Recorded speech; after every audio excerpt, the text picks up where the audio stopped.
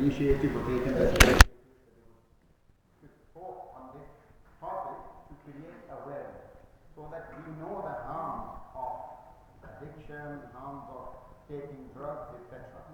And while I was speaking, Allah subhanahu wa ta'ala, in a number of places Allah talks about, harming of oneself.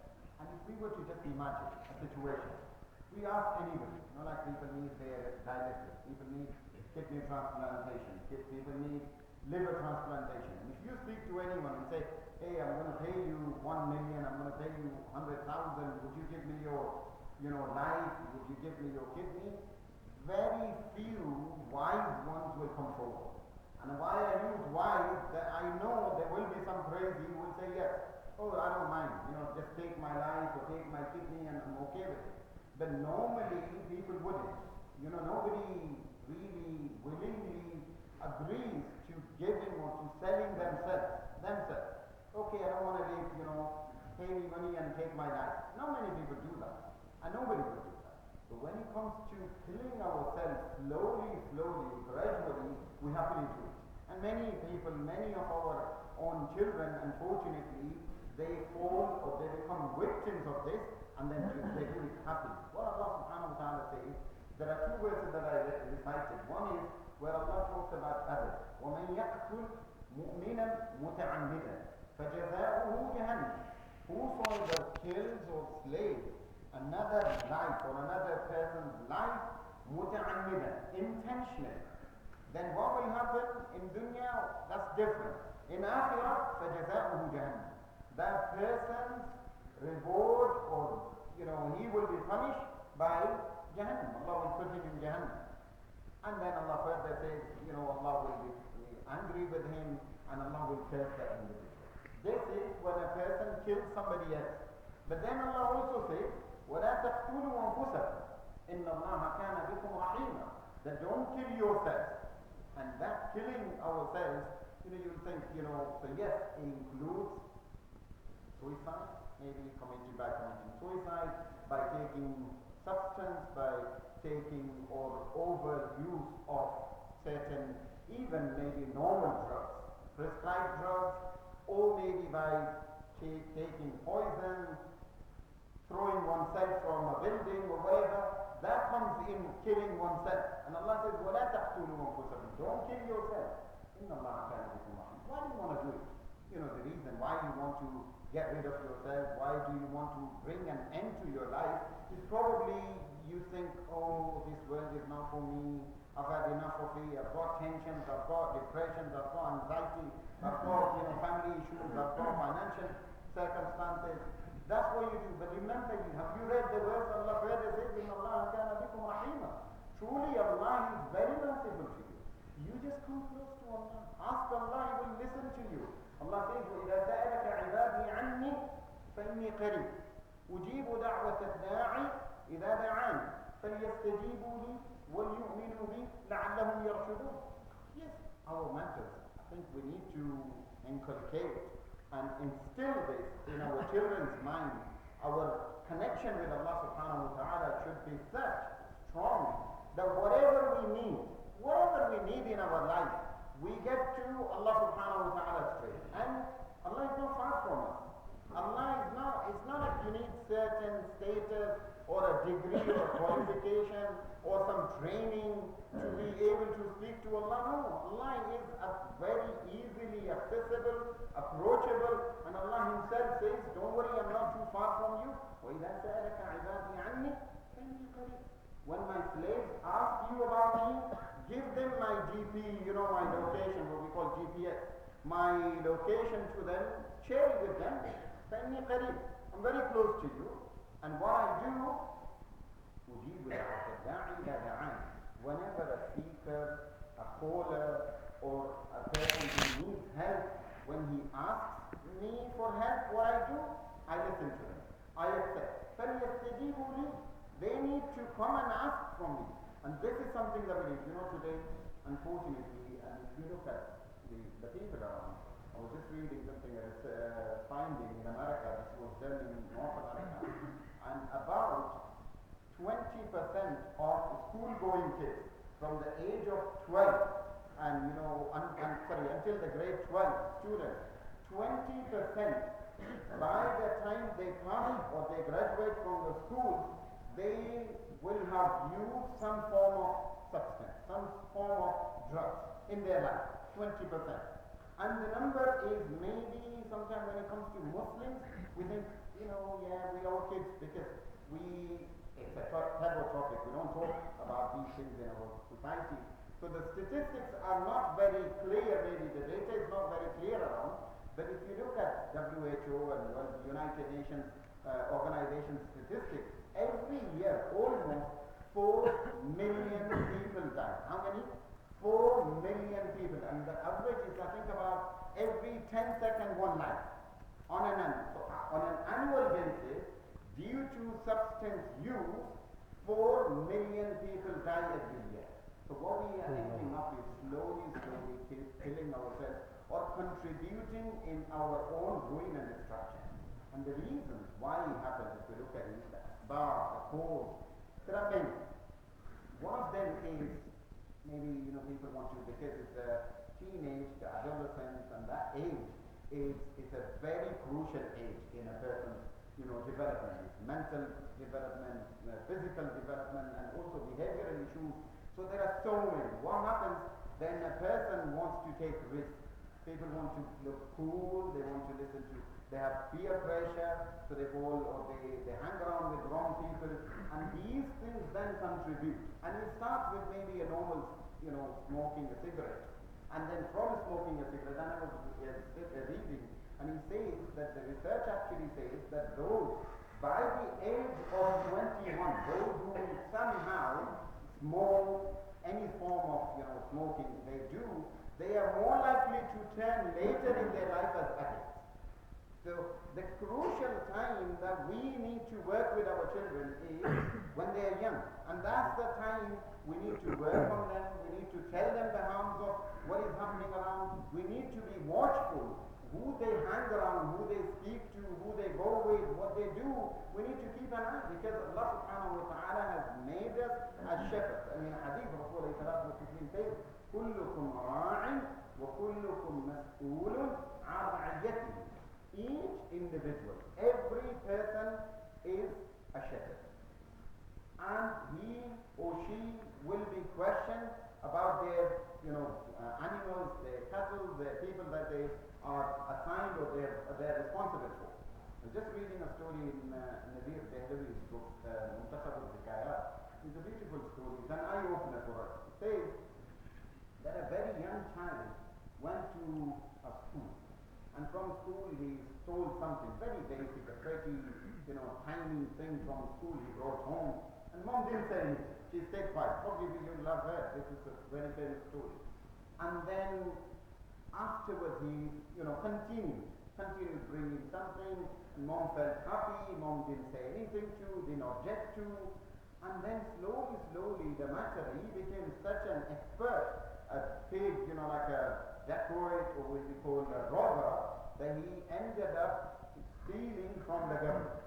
And he was then, back in the days, wherever it happened, he was being punished. They said, okay, we're going to, hang you. So before that, he said, okay, can I do one thing? Could you do me a favor? I need to speak to my mom. I need to see my mom. He said, okay, fine, we'll get you mom. So mom was brought. And then he called his mom, and he said, mom, come, I need to speak to you something in your ear. And then mom went closer, and this boy, now there, just before he was being, executed, he, held his mother's ears in his mouth and pulled him, cut it there. And mother started running, she went out, and then they said, what a crazy boy. Now, when he is being punished, it's still look at him, how crazy he is, he's done this to his mother. And then what he said is really worth, noticing, paying attention to. He said, it was my mother who didn't say anything to me from day one. Had she stopped me from there, it wouldn't have started. And I fear, and we see, on the day of judgment, may Allah subhanahu wa ta'ala forgive. This is just a cutting or pulling of his ear. Maybe what will happen, our children will come to us, And they will hold us accountable to Allah, will take us to Allah, that, oh Allah, my mom and dad, our parents did not do our tarbiyah properly. So this is very, very important. And it's not something voluntary. That, oh, if we look after our children, it's fine. It's actually, the benefit is coming to you.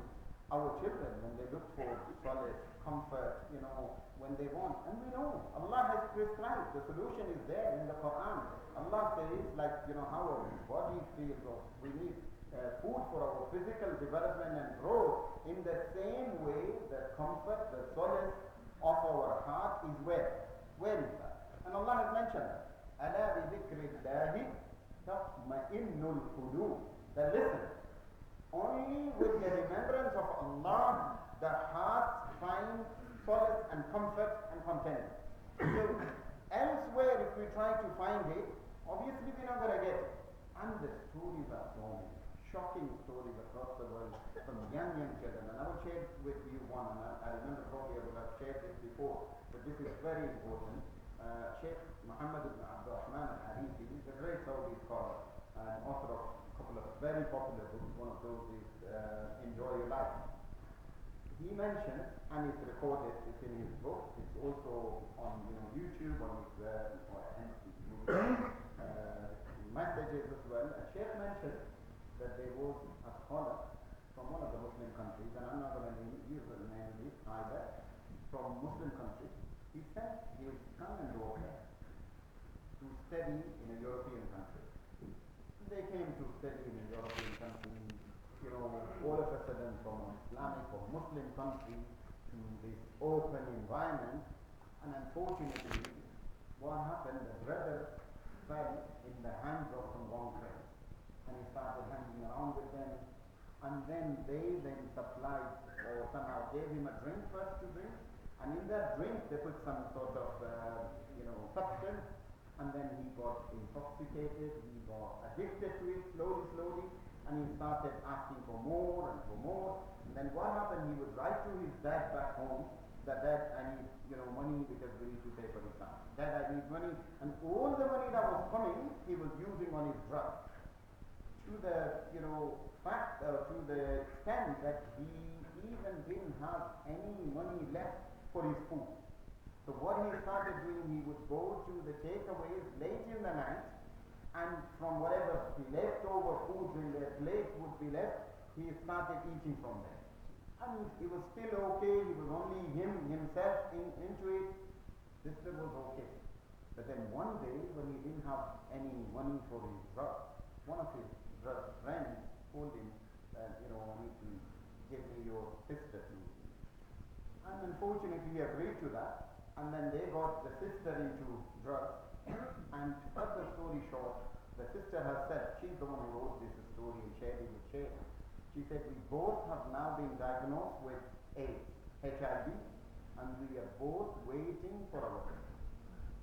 And this is not, fabricated or concocted or made up a story. This is real story from within ourselves. There is also another story, and I would like you to listen to one, you could check it yourself on YouTube for a young girl who, mashallah, finished the Quran. She memorized the whole Quran by heart.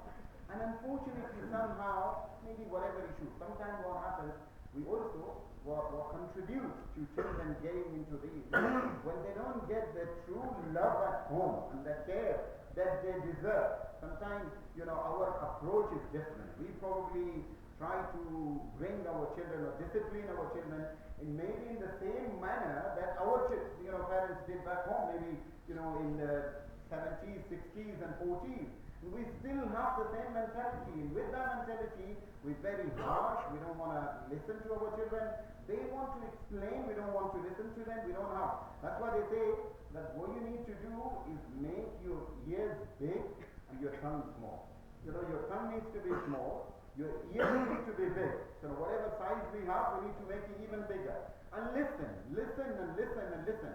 We need to make them feel as if, to the extent, tarbiyah, if you look around. The tarbiyah is all about maintaining a healthy relationship, a good relationship with our children. To the extent, the ulama of tarbiyah, they say, to the extent that they start sharing their dreams with you. Do we have that sort of relationship with our children? So in the story, in Surah Yusuf, in the story of Sayyidina Yusuf alayhi salatu wasalam with his father Yaqub alayhi salatu wasalam, we know on one occasion what happened. What did he say to you? He said, يا أبت إني رأيت أحد عشر كوكبا والشمس والقمر رأيتهم لي ساجدين. Oh my beloved father, what I've noticed, I've seen a dream. And that dream is that I've seen 11 stars and the sun and the moon, they were prostrating to me. What is happening with young boys? Yusuf was very young. And he had this dream, he went to his father. The closest person he found for him was his father. And he knew that his father would listen to him. So he spoke to him and he said, and what did Yusuf what did Yaqub say to him? He said, listen, يا بني لا تقصص رؤياك على إخوتك فيكيدوا لك كيدا. Then my beloved son, listen, be very careful. You don't share all your secrets to everyone. Don't mention this dream of yours to your brothers. Because what they will do, فيكيدوا لك كيدا, they will start making conspiracies for you. Please don't care. This is the relationship that Yaqub alayhi salatu was with Yusuf alayhi salam. And this we need to have with our children. When we have that, then hopefully they won't go out. Where they go, we need to, go with them, accompany them, and we need to keep an eye. Because maybe, may Allah forbid, tomorrow they might end up. And it starts with the way. And I know, with all respect and everything, we know in our circle, smoking a cigarette or cigarette is still considered as makruh.